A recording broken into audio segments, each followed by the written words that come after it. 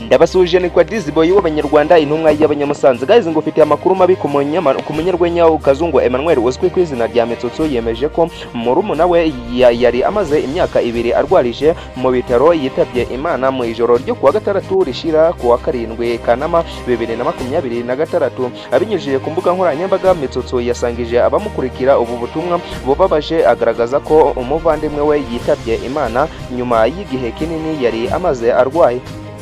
Yagize ati, uruhukira mu mahoro papa, ndagukunda kandi nzahora ngukunda, uri intwari y'umuryango. Ndashimira mwese twabanye muri uru rugendo rutari rworoshe, Imana ibahe umugisha. N'amagambo uwitwa Kazungu Emmanuel cyangwa se mwakunze cyane hano muri sinema nyarwanda nka Mitsutsu yaje kuba yifuriza umuvandimwe we yitwa Desire ndetse n'Abanyarwanda bamufashije mu bihe bitari byoroshye yaje kuba agirira muri iki gihugu cy'u Rwanda ndetse n'umuvandimwe we Desire. Nitwa Dizboy w'Abanyarwanda, mudukande subscribe gusa twihanganisha umuryango wa Mitsutsu tuvuga duti Desire live in peace. Ndabakunda cyane, nitwa Dizboy.